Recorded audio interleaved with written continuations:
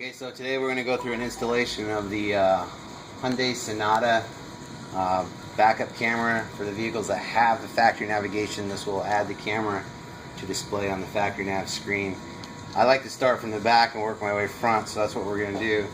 So to begin with, we're going to be replacing this left license light, which is just 2 Phillips screws. We don't want to get that out.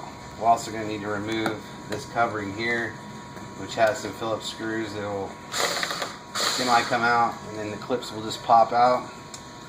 Also going to need to remove the handle, which there's a little tiny opening right there, which you can pop that open, which will access a couple screws.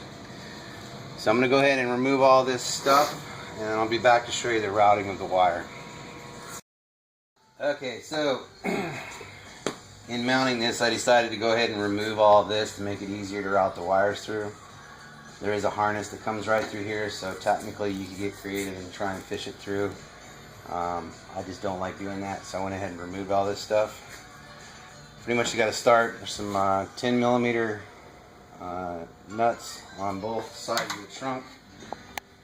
There's also a 9 and an 8mm, or actually, excuse me, an 8mm and a 10mm nut attaching this guy, and then the license lights, which just pop right back in there. Once those are loosened and out, you can take the trim panel off, which is held in with clips. Some of the clips may stay in place. I would not try and dig them out. You can actually just smack it back on. Once this is off,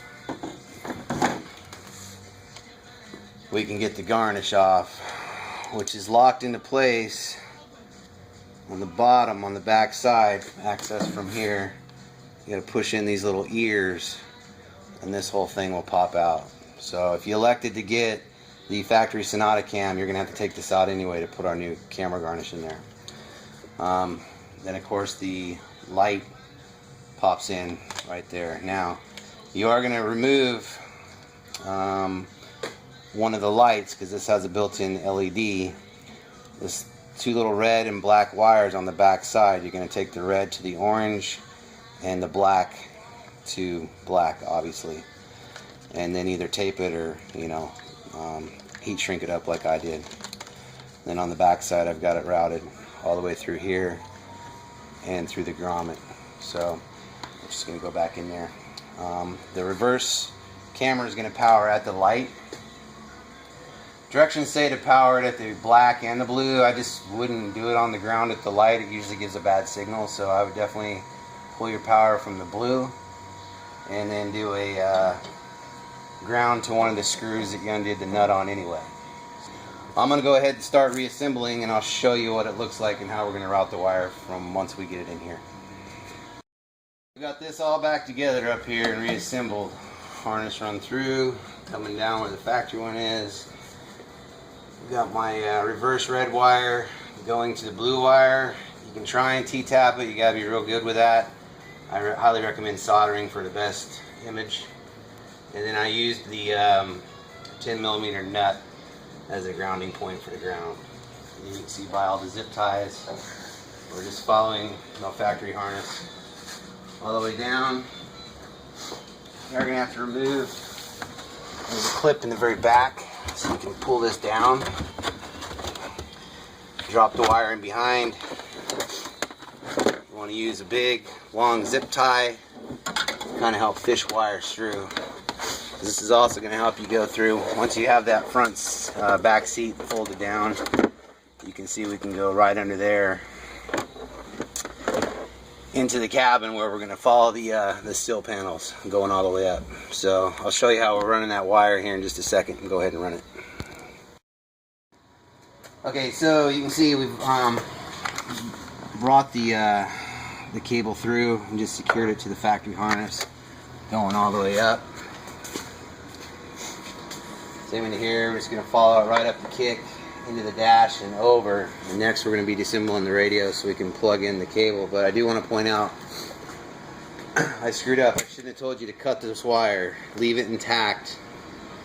You're going to need it. We're going to tie this red pigtail wire to the reverse wire going to the camera, because it will then send power all the way through the wire, all the way through the cable, to come up and power the module.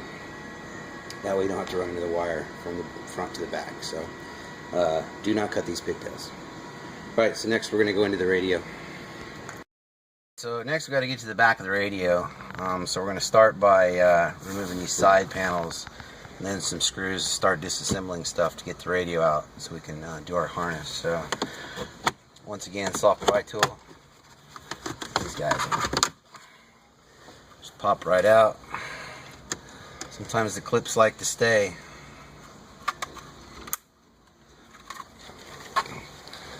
Set the panel out of the way where it won't get scratched.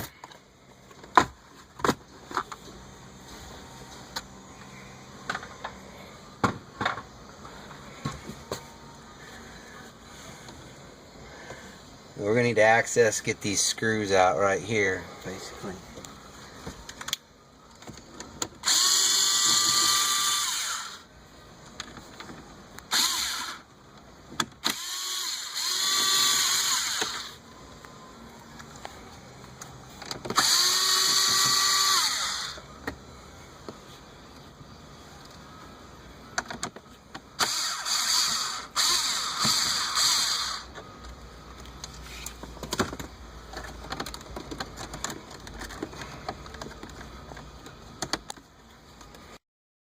Alright, so next, this surround right here along with the AC controls has got to come out.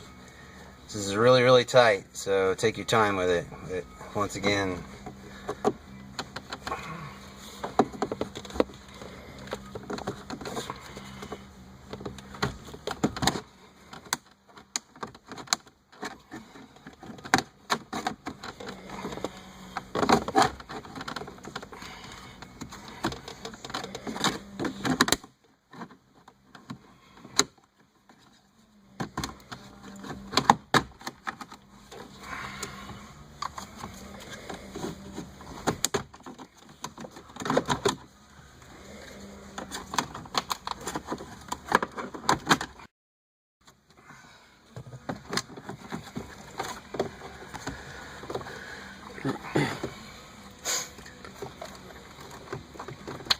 disconnect your plugs.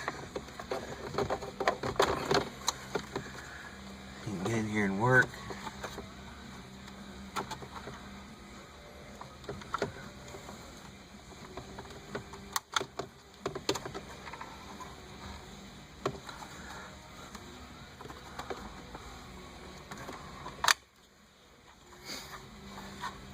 Set it aside so you don't scratch it.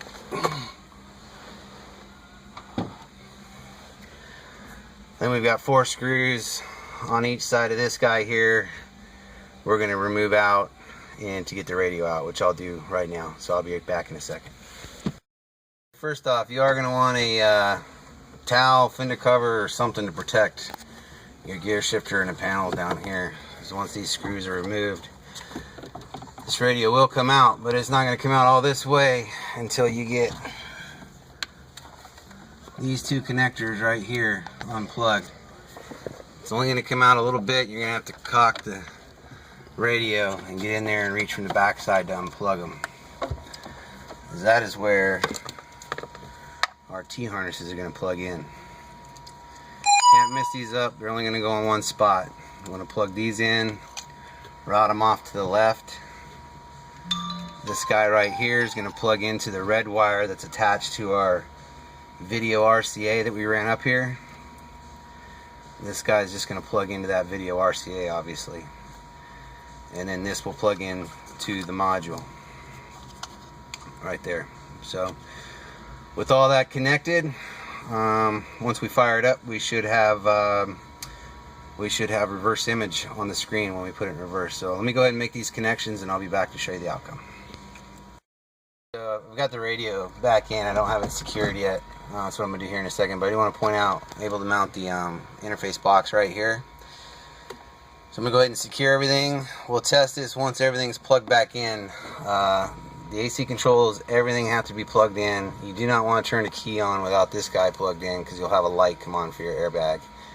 So I'm going to go ahead and get all this button back up, and we'll fire it up for you. Alright, so we're all back together with this thing. You just start it up. You do need to wait for your startup screen to fire up. And as soon as we have startup screen, we can place her in reverse, and there you have it. It does come with the built-in parking grid lines, 3 different colors.